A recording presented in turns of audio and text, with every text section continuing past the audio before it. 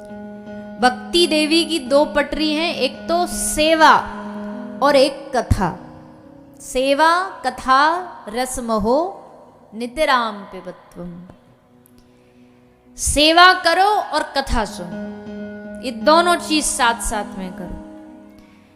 केवल कथा भी नहीं और केवल सेवा भी नहीं, दोनों साथ होनी चाहिए। जैसे बहुत सारे लोग तो ये भी कहते हैं, अरे दूसरों की मदद करो, सेवा करो, यही भजन है बस।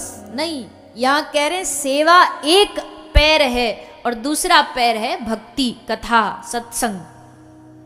दोनों होने चाहिए, एक से काम नहीं चलेगा। सत्संग सुनोगे तो स्वाभाविक ही अपने आप सेवा करने का मन करेगा। और एक सबसे बड़ी बात, बिना सत्संग वाली सेवा कभी कभी अहंकार को जन्म दे देती है।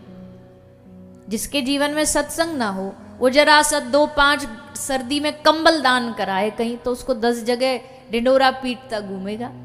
मैंने कंबल दान करे, मैंने ये दिया, मैंने भोजन करवाया, मैंने भंडारा करवाया। तो बिना सत्संग वाली सेवा कभी कभी अभिमान दे देती है, घमंड दे देती है। सेवा में अभिमान सबसे जल्दी आता है, दान करने में अभिमान सबसे जल्दी आता है। आदमी देगा इतना पर अभिमान उसको इतना मिल जाएगा, मन में उसके अभिमान इतना आ जाएगा। देनहार कोई और है जो भेजत है दिन रैन, लोग भरम हम पर करें जाते नीचे नैन। अच्छा, एक बार क्या होता है, एक बस जा रही थी तो उसमें खिड़की के पास एक भिखारी आकर के भीख मांगता है। जो खिड़की के पास जो पैसेंजर बैठा है, यात्री से कह रहा है, साहब जी, बाबू जी, कुछ दे दो, कुछ दे दो। तो जो खिड़की के पास बैठा है उसका तो मन नहीं था कुछ देने का, पर उस खिड़की से इधर जो बैठा था उस आदमी को मन आया कि चलो मांग रहा बेचारा, इसको 50 रुपया दे दो।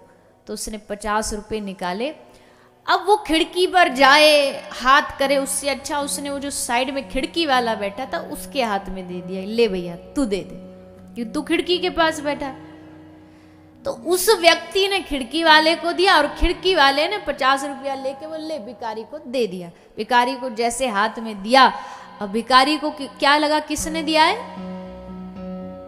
खिड़की वाले। अब वो धन्यवाद दे रहा, बाबू जी आपका बहुत बहुत धन्यवाद, आपने हमको 50 रुपया दिया, आज हमारे बाल बच्चे भोजन कर लें। वो धन्यवाद उसी को देता जा रहा है, उसी को देता जा रहा है।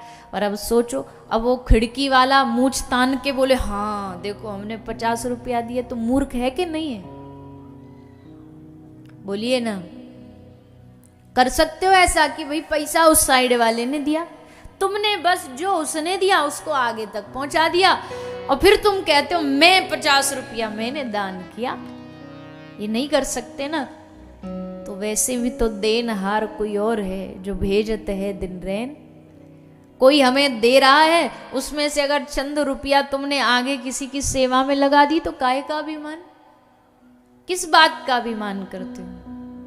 वो ना देता तो तुम कैसे आगे दे पाते? उसने दिया तब तो तुम खिड़की से पास कर पा रहे हो। तुम्हारा नहीं है वो, हमारा नहीं है जो हम किसी सेवा में लगा देते हैं। ये हमारा नहीं है, ये उनका दिया है, और उनकी सेवा में जितना लग जाए उतना बेहतर है।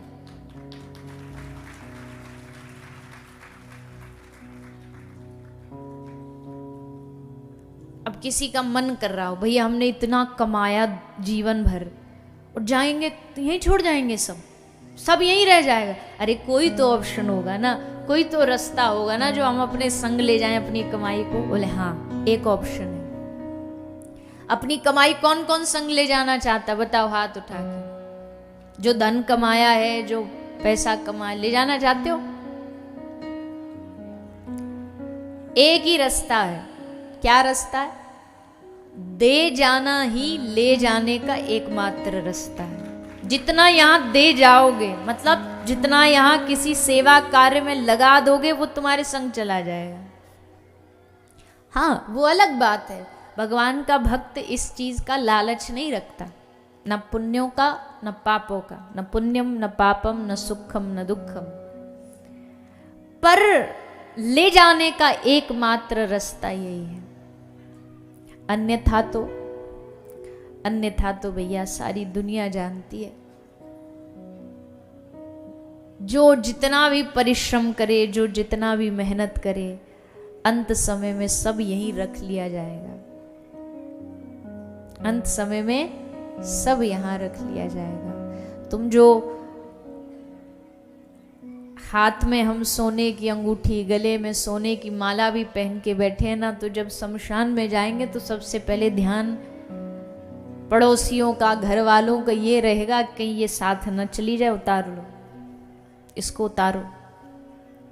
ये तक भी छीन ली जाती है, ले ली जाती है, उतार ली जाती है। तो इससे ज्यादा तो और क्या ही आश्चर्य होगा।